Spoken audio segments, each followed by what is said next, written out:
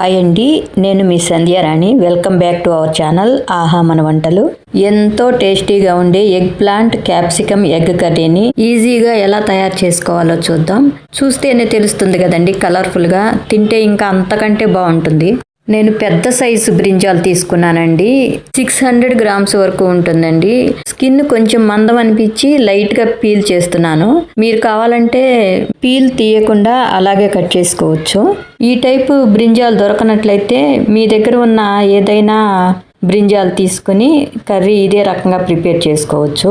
First నిలువుగా 2 హాఫ్స్గా cut చేసుకుని మళ్ళీ దాన్ని కూడా ఇంకొక హాఫ్ నిలువుగా కట్ చేసి ఇంకా స్ట్రైట్గా ఒక 2 లైన్స్ కట్ చేసుకుని ఇంకా పీసెస్ కట్ చేసుకోవటమే.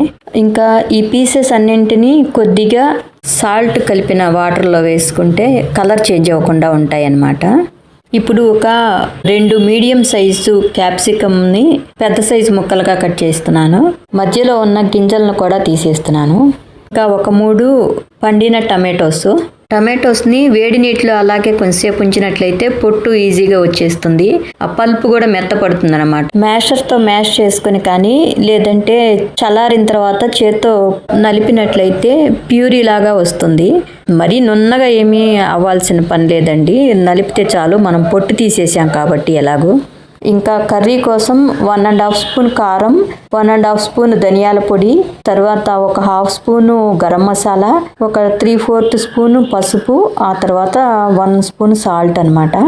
ఇంకా మీడియం సైజు ఆనియన్స్ 2 కట్ చేసి పెట్టుకున్నాను. ఇంకా తర్వాత క్యాప్సికమ్ ముక్కలు, 2 బిర్యానీ ఆకులు, కొత్తిమీర, కరివేపాకు, ఆ తర్వాత పొట్టు తీసి దంచి పెట్టుకున్న ఒక 15 వెల్లుల్లి రెబ్బలు, మీడియం సైజు అల్లం ముక్క. మీరు కావాలంటే అల్లం వెల్లుల్లి పేస్ట్ లాగా చేసుకొని కూడా వేసుకోవచ్చు. ఇంకా చిన్న రెబ్బ అనాస పువ్వు, 2 అంగుళం సైజు దాల్చిన చెక్క, అనాస పువ్వు నుంచి సపరేట్ చేసిన చిన్న రెబ్బ అనమాట. ఆ తర్వాత ఒక 4-5 లవంగాలు, కొద్దిగా నల్ల జీలకర్ర, షాజీరా, మళ్ళా మరాఠీ మొగ్గ, స్టార్ అనాస పువ్వు, యాలుక్కాయ 1, జీలకర్ర అనమాట. మీరు మీ దగ్గర ఉన్న మసాలా దినుసులు ఏవైనా వేసుకోవచ్చు.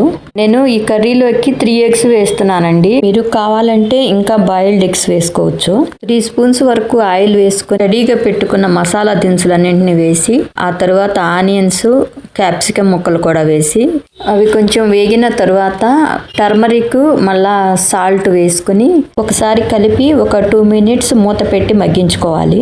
ఇప్పుడు ఉడికించి పెట్టుకున్న ఎగ్స్ని ఘాట్లు పెట్టి వాటిని కూడా వేసుకోవాలి. ఇప్పుడు మిగిలిన ఉప్పు, కారం, ధనియాల పొడి, తర్వాత గరం మసాలా కూడా వేసి ఒకసారి కలుపుకొని ఆ ఫ్లేవర్స్ అంతా బాయిల్డ్ ఎగ్స్కి పట్టే వరకు కలుపుకొని ఇంకా వాటిని సపరేట్గా తీసుకోవాలి. ఉప్పు నీళ్ళల్లో వేసి పెట్టుకున్న వంకాయ ముక్కలను కూడా వేసుకుని ఒకసారి మసాలా పట్టేటట్టు కలుపుకొని మళ్ళా మూత పెట్టి కొంచెం సేపు మగ్గించాలి. ఇప్పుడు దంచి పెట్టుకున్న అల్లం వెల్లుల్లి, ఆ తర్వాత కరివేపాకును కూడా వేసుకుని ఇంకొకసారి కలుపుకోవాలి. ముక్క మెత్తపడి ఫ్లేవర్స్ పట్టేదానికి ఇంకొకసారి మూత పెట్టి మగ్గించుకోవాలి. కొంచెం ఆయిల్ ఎక్కువే పడుతుందండి ఈ కర్రీకి. మధ్య మధ్యలో మూత తీసి కలబెడుతూ ఉండాలి, లేకపోతే అడుగంటేస్తుందండి.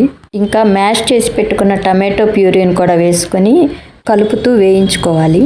ఇంకా గ్రేవీ కోసం ఒక గ్లాసు వరకు మరిగించిన నీటిని పోసుకొని ఒకసారి కలిపి మళ్ళీ కొంచెం సేపు మూత పెట్టి ఫ్లేవర్స్ పట్టేటట్లు మగ్గించుకోవాలి. ఒకసారి ఉప్పు చెక్ చేసుకొని అవసరమైతే కొంచెం వేసుకొని ఇంకా ఫైనల్గా మనం ఉడికించి మసాలాలో వేయించి పెట్టుకున్న ఎగ్స్ను కూడా వేసుకొని సర్వ్ చేసుకుంటే మన Emmy tasty brinjal capsicum egg curry ready అండి. మరొక మంచి రెసిపీతో మళ్ళీ కలుద్దాం. Thank you for watching.